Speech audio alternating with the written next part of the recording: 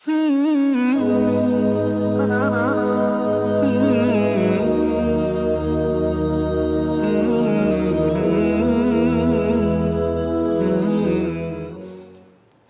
penurunan Al-Quran bermula tatkala Nabi Muhammad sallallahu alaihi wasallam berumur 40 tahun.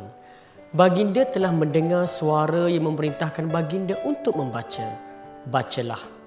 Baginda menjawab, saya tidak boleh membaca.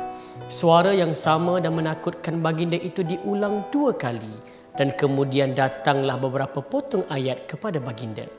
Kemudian Nabi Muhammad sallallahu alaihi wasallam turun dari Gua Hira setelah bertemu dengan malaikat Jibril yang memberitahu bahawa baginda adalah Rasulullah, utusan Allah yang terakhir di muka bumi ini.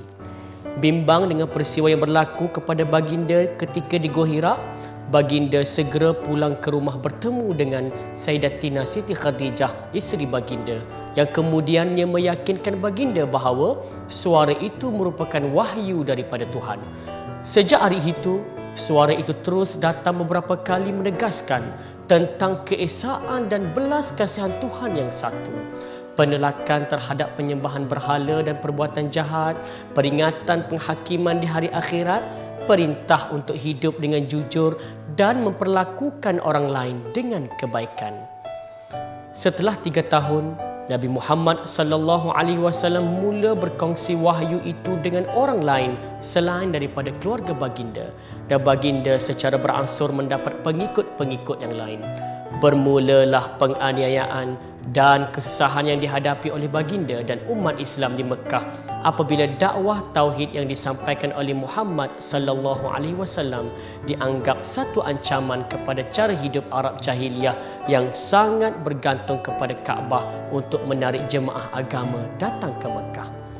Apabila Nabi Muhammad sallallahu alaihi wasallam diperintahkan Allah Subhanahu wa taala untuk berhijrah ke kota Madinah, beberapa orang sahabat turut menjejaki jejak langkah baginda berhijrah ke Madinah, termasuk sebahagian kaum muslimin yang ketika itu berada di Habsyah turut serta ke Madinah. Di Madinah, Nabi Muhammad sallallahu alaihi wasallam masih terus menerima wahyu dan menjadi bukan sahaja pemimpin rohani, malah menjadi pemimpin politik dan pentadbiran masyarakat di Madinah. Rasulullah sallallahu alaihi wasallam telah mengajarkan dan mewariskan Al-Quran kepada para sahabat. Susunan penulisan yang lengkap telah dilakukan pada zaman Sayyidina Osman radhiyallahu anhu, manakala cara pembacaan yang tepat telah diwariskan Nabi Muhammad sallallahu alaihi wasallam kepada para sahabat dengan memelihara keaslian dan ketetapan bacaannya dari generasi ke generasi sehingga sampai kepada kita pada hari ini. Al-Quran adalah sebuah kitab yang bukan sahaja dibaca, bahkan ianya perlu difahami, ditadabburi dan dihayati dalam kehidupan seharian. Membaca Al-Quran secara tadabbur akan lebih bermanfaat bagi hati dan dapat menghidupkan iman serta dapat meningkatkan dan membangunkan spiritual pembaca Al-Quran.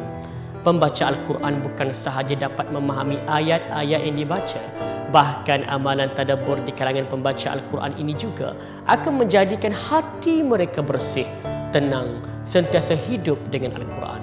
Ini akhirnya akan menghasilkan sifat takwa dan meningkatkan keyakinan serta keimanan terhadap Allah Subhanahu wa taala. Saya Abdullah bin Long, merupakan pensyarah di Kolej Profesional Mara Bandar Melaka dan pengalaman dalam bidang pendidikan telah berkhidmat selama 10 tahun. Dalam siri video ini yang bertajuk Interaksi Muslim dengan Al-Quran, kita akan membincangkan tentang pengertian, adab dan proses penghayatan Al-Quran seperti proses tadabbur dan tazakur. Dalam video pertama, kita akan membincangkan tentang pengertian Al-Quran dan merungkai nama-nama lain bagi Al-Quran supaya kita lebih memahami peranan dan signifikan Al-Quran itu sendiri. Kita juga akan melihat adab berinteraksi dengan Al-Quran supaya kita menerima syafaat dengan menunjukkan kesantunan kepada Al-Quran.